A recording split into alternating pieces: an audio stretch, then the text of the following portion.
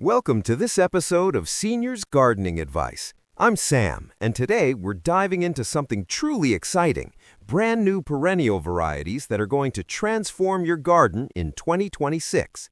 Before we get started, I want to invite you to become part of our community. If you love gardening as much as I do, please take a moment to subscribe to our channel.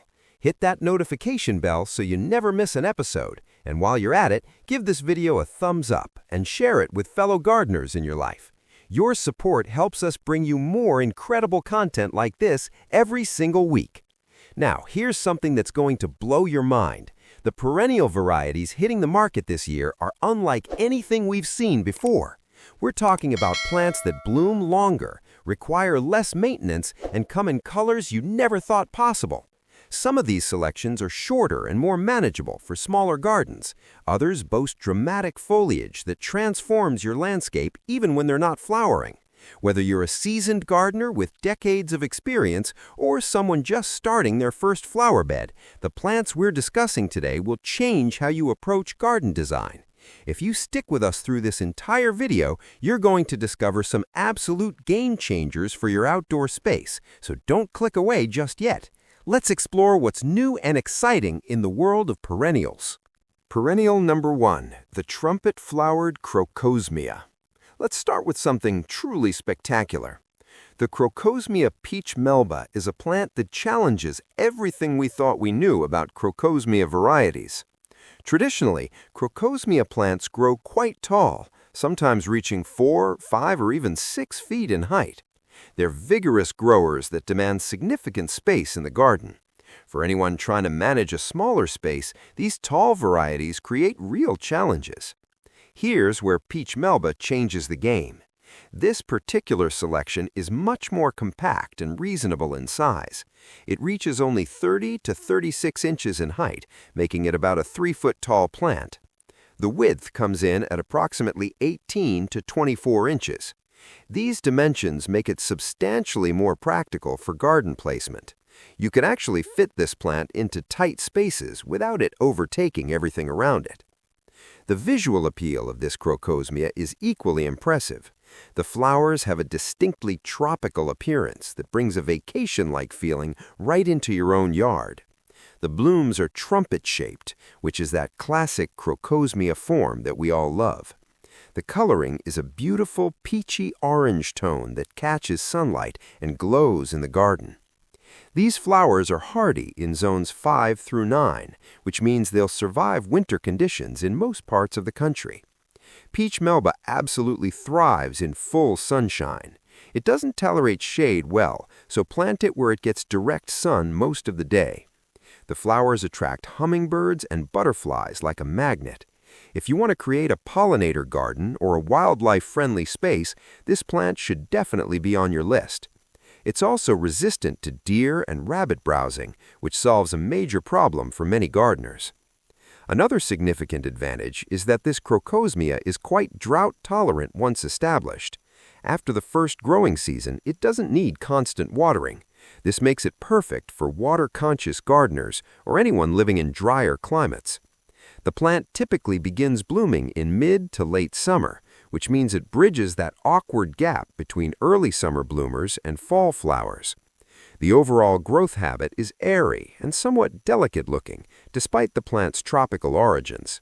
It doesn't create dense masses of foliage or blooms. Instead, it adds texture and movement to the garden. It's perfect for those spaces where you want to fill in gaps without creating visual heaviness. It's the kind of plant you can slip between other selections without it competing for attention or creating overcrowding problems. Perennial number 2, the early spring bloomer, Hellebore Wedding Party Series. Moving on to something completely different in both appearance and growing season, let's discuss the Hellebore, commonly known as the Lenten rose. The Wedding Party series of Hellebores offers some of the most exciting colors and forms currently available. One standout selection is Father of the Bride, which captures that sense of celebration and elegance in its flowers. What makes the Wedding Party series special is the emphasis on full, double blooms. Single-flowered hellebores are lovely with their daisy-like appearance, but these double-flowered forms are something else entirely. The flowers develop multiple layers of petals, creating a much fuller, more elaborate bloom. The flowers appear bigger because of all those extra petals, giving you more visual impact for your garden space. Father of the Bride is colored in a beautiful creamy yellow base with burgundy speckles scattered across the petals. It's the kind of flower that makes you want to lean in and study it up close. The unusual coloration creates visual interest and complexity. This hellebore is hardy in zones 4 through 9, making it suitable for most gardeners across the country. The plant develops a nice mounding shape, reaching about 24 inches in both height and width. This creates a compact, manageable plant that doesn't sprawl uncontrollably. Hellebores perform best in full shade to partial shade conditions. They don't appreciate intense afternoon sun, especially in warmer climates. Here's something remarkable about hellebores that most gardeners don't fully appreciate. They are among the earliest perennials to produce flowers in spring. If you want to wake up your garden after winter, hellebores are exactly what you need. In most regions, these plants typically begin blooming in mid to late March. As spring progresses into April, the flowers remain fresh and beautiful. By May, the flowers have been on the plant for several weeks, and while they take on a more spent appearance, they still maintain their color remarkably well. This extended bloom period means you get color in your garden from March all the way through May. That's nearly 3 months of persistent flowering, which is quite remarkable for any perennial. The flowers hold up well to spring weather, including rain and occasional snow. Hellebores are noted for being extremely drought-tolerant, particularly once they're well established. This makes them ideal for dry shade situations, which are notoriously difficult to plant. If you have an area in your garden where shade and dry soil come together, perhaps near a tree or building foundation, this is an excellent choice. I should mention something important about drought-tolerant plants in general. While they handle dry conditions well once established, they need proper care during that first growing season. You can't plant a hellebore and immediately abandon it to dry conditions. You need to water it regularly during that first growing season to help the root system develop. Once the roots are deep and extensive, then you can back off on watering. The plant needs that initial investment of care to truly become drought-tolerant. Think of it as establishing a strong foundation. If you're enjoying this content, please don't forget to like and share this with other gardeners you know. Perennial number 3, the tall and fragrant Salvia. Now let's talk about a plant that's going to surprise you with its size and performance. The living large big sky salvia is not your typical salvia. This variety grows quite large and produces some of the most spectacular flowers of any salvia on the market today. This big sky selection reaches approximately 32 inches in both height and width. That makes it a substantial plant with a nice upright mounding shape. The flowers are violet blue in color, which is a sophisticated and striking addition to any garden. Unlike some other salvia varieties that produce smaller, more delicate flowers, Big Sky develops notably large flowers. This makes a real statement in the landscape. The cold hardiness of this plant is impressive. It's hardy down to zone 3, which means gardeners in some of the coldest regions of the country can grow this plant successfully. It also tolerates zone 8 heat, giving it a broad range of suitable climates. That's true versatility. This salvia wants to be grown in full sun. It performs best with maximum light exposure. The flower form is somewhat different from typical salvias. While they're not strictly tubular, they have openings where hummingbirds and other pollinators can insert their tongues to reach nectar. The plant is incredibly attractive to hummingbirds, making it essential for anyone who wants to create a pollinator garden. The foliage has a distinct fragrance that many gardeners either love or find challenging. Some people absolutely adore the scent of the foliage, while others find it less pleasant. Fragrant foliage typically indicates the plant has natural compounds that deter deer and rabbits, and this salvia is no exception. It's resistant to both pests. Big Sky salvia blooms from late spring through early summer. If you want to extend the blooming period, try giving the plant a light trim when flowering starts to slow down. Many gardeners find that this encourages new growth and sometimes even a second flush of flowers. This isn't guaranteed, but it's worth experimenting with in your own garden. One advantage of this particular salvia is that it blooms a bit later than many other salvia varieties. If you want to stagger your salvia bloom times throughout the season, Big Sky works perfectly as a mid to late season option. You could plant it alongside earlier blooming salvias to extend the overall salvia display in your landscape. Perennial number 4, the vibrant coneflower. Coneflowers are beloved garden staples, and for good reason. They're reliable, beautiful, and incredibly valuable to pollinators. However, not all coneflowers are created equal. We're particularly drawn to the Sombrero series, and today we're highlighting the Sombrero Poco Hot Pink. This is a distinctly compact coneflower. It reaches only 14 to 16 inches in height, which is notably shorter than many coneflower varieties. The width is similar, making a nice mounding shape that's about 14 to 16 inches wide. This compact habit makes it perfect for front-of-border placement, where taller coneflowers would overwhelm everything else. The color is a gorgeous hot pink that really stands out in the garden. It's bold and vibrant without being artificial looking. The flowers have that characteristic coneflower shape, with a prominent seed cone in the center surrounded by the pink petals. Poco Hot Pink is hardy in zones 4 through 9, so it can handle everything from cold northern climates to hot southern regions. When you're gardening in hot climates, it's particularly valuable to have plants that can tolerate heat stress, and this coneflower definitely qualifies. Coneflowers are legendary in the pollinator world. Visit any pollinator garden and you'll see butterflies clustered on coneflowers constantly. Hummingbirds love them too, as do honeybees. Every pollinator seems drawn to coneflowers. There's another important reason to value coneflowers beyond their beauty: the seeds. Once the flowers fade and the petals drop, the seed heads remain on the plant. These seed heads are absolutely treasured by wild birds, especially finches. During winter, goldfinches will visit your garden constantly, picking seeds from the seed heads. It's a wonderful sight to witness, those beautiful yellow birds working the dried flower heads while snow might be falling around them. For this reason, we typically recommend not cutting down your coneflowers in fall. Leave them standing through winter. They'll provide food for birds during the season when natural food sources are scarce. Plus, the dried seed heads have their own aesthetic appeal. While coneflowers are generally deer-resistant, I need to add an important caveat. No plant is truly deer-proof. If deer or rabbits are hungry enough, if food is scarce, or if they're particularly attracted to your garden for other reasons, they might browse even plants listed as resistant. It's important to understand that deer-resistant simply means they're less likely to browse a plant, not that browsing is impossible. Coneflowers bloom from midsummer right through late fall. That's an incredibly long bloom period. And because coneflowers come in so many different heights and colors, you can create an entire garden using just coneflowers. Imagine tall varieties in the back, medium heights in the middle, and compact varieties like Poco Hot Pink in front. You could create a spectacular color gradient using reds, oranges, yellows, greens, pinks, whites, and purples, all in coneflower form. It would be a stunning display. The maintenance requirement for coneflowers is minimal. They're easy to grow, forgiving of mistakes, and require very little intervention. If you're new to gardening or want low-maintenance perennials, coneflowers are an absolutely perfect starting point.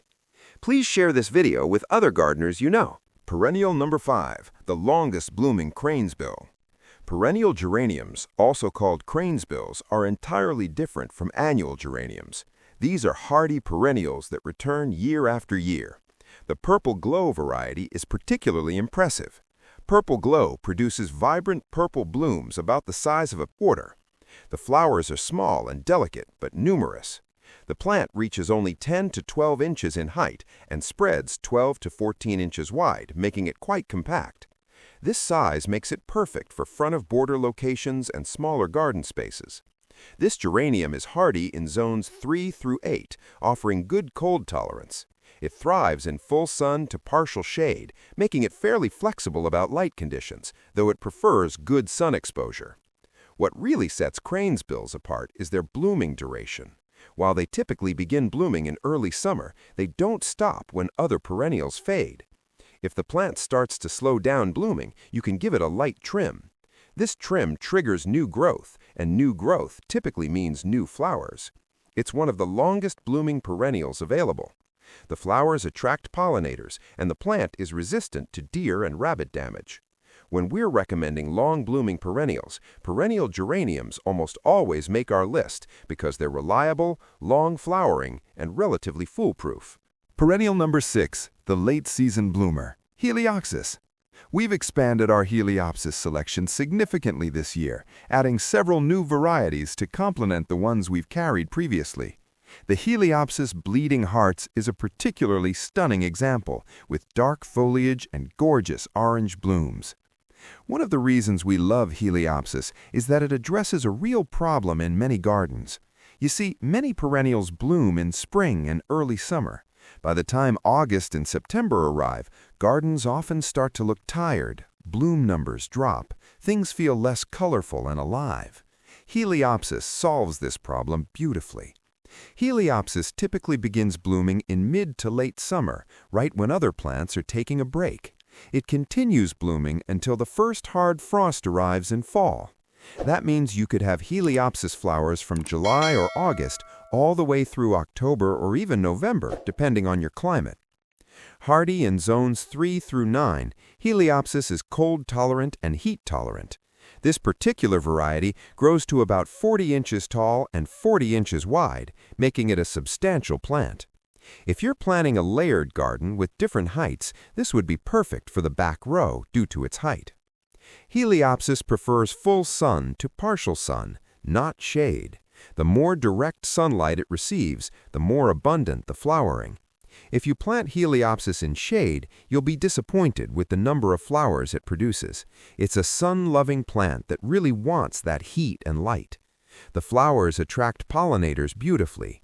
Bees, butterflies, and hummingbirds all appreciate Heliopsis. And like many late-season bloomers, it's quite drought-tolerant once established. Heliopsis is slow to wake up in early spring, particularly in cooler regions. It wants warm weather and strong sunlight. When plants ship early in the season, they're often smaller because they simply grow slowly until conditions warm up. Our recommendation is to plant them, get them in full sun, and let them experience warm soil. They'll take off and put on impressive growth. Heat-loving, drought-tolerant plants sometimes actually perform better in natural garden conditions than in controlled environments. Perennial number 7, the Golden Shade Solution. For gardeners with shady areas, we've introduced some fantastic Hosta varieties. The Seasons in the Sun Hosta is particularly striking with its golden yellow or chartreuse foliage. This is a big Hosta, reaching 25 to 39 inches in height and 45 to 50 inches in width. That's quite substantial, almost 3 feet tall and over 4 feet wide at maturity. This plant needs adequate space to really develop its full character. The chartreuse coloring is especially valuable in shady gardens. Shaded areas tend to be dark and gloomy. This golden foliage lights up dark corners and creates a sense of brightness even where sunlight doesn't reach. It's like bringing illumination to shadowy spaces. The plant produces purple flowers in midsummer. These are beautiful tubular flowers that hummingbirds and big bumblebees find irresistible. Even though we typically think of hostas as foliage plants, the flowers are actually quite lovely. Seasons in the Sun is hardy in zones 3 through 9. It prefers partial shade to full shade, although there's actually more nuance to hosta sunlight requirements than many gardeners realize. Generally speaking, darker-leafed hostas can tolerate more sun than lighter-leafed varieties. Green hostas and blue hostas can handle some sun, but chartreuse varieties and hostas with white variegation really prefer shade. The rule of thumb is this: the lighter the foliage color, the more shade the plant requires. The darker the foliage, the more sun it can tolerate. This means you're not stuck only planting hostas in deep shade. You might be able to plant some hosta varieties in areas that get morning sun or dappled afternoon shade. It's all about matching the foliage color to the light conditions. Perennial 8, the extended blooming phlox. The Candy Cloud Dark Pink Phlox is a plant we've been testing for about 1.5 years.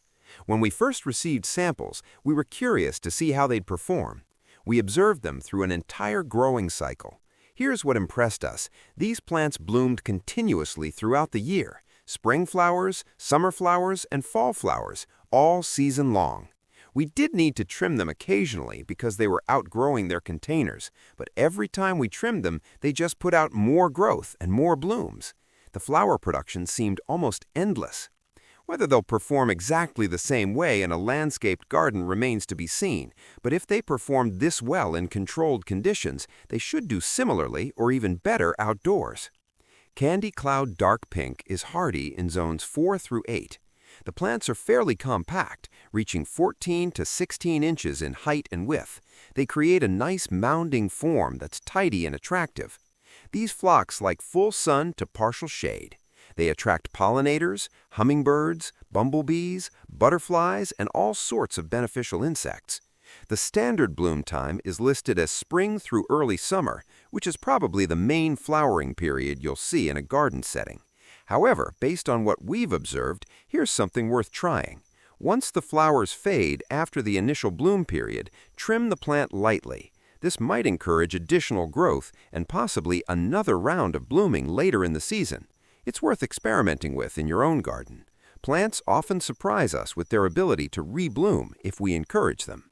Perennial number 9, the dramatic foliage star. The Persicaria Onyx and Pearls is a plant that we carried previously but felt introduced it too early to the market.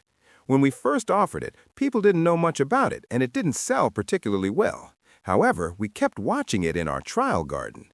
People who saw it were always impressed and wanted to know more. Over time, it became clear this was too good a plant to abandon. As more gardeners become aware of it, we decided to bring it back. Persicaria Onyx and Pearls, as the name suggests, features striking deep black foliage with beautiful white pearly bell-shaped flowers. It's hardy in zones 3 through 8, offering solid cold hardiness. This is a tall plant, reaching 42 inches in both height and width. You want to place it toward the back or middle of your garden bed, depending on how your layered heights are arranged. The real magic of this plant lies in the foliage. Even when it's not flowering, the deep black leaves are absolutely gorgeous. To get the maximum impact, plant it next to something with bright or chartreuse foliage. The contrast between the dark leaves and bright companions creates a stunning visual effect. The white bell-shaped flowers bloom from early to mid-summer. They're delicate and charming. Pollinators absolutely love this plant. It's not unusual to see butterflies and hummingbirds constantly visiting because there are so many flowers packed onto the plant. It's also very drought-tolerant, making it a good choice for water-wise gardening. If you're looking to add something unique and unusual to your garden, something that will spark conversations, Onyx and Pearls is definitely worth considering. If you're enjoying this content, we'd really love for you to share this video with other gardeners. Leave a comment telling us which perennial is your favorite. Subscribe to stay updated on new gardening information. Perennial number 10, the absolute longest bloomer. Finally, let's discuss the Alstroemeria golden tiara. I talk about Alstroemeria frequently because these plants are in my own garden, and I've observed them year after year. They are without question the longest blooming perennials in any landscape. Alstroemeria typically begins blooming around the beginning of June. From that point forward, it produces flowers continuously until a hard frost arrives. In many regions, that means 4 months or more of continuous flowering. No plant is easier to justify planting when it provides color for that long. Golden Tiara is hardy in zones 6 through 9. This is important to note because many gardeners hope Alstroemeria are hardy in zone 5. This particular variety is a zone 6 plant, which could be slightly tender depending on your specific location. However, there are ways to push the boundaries a bit.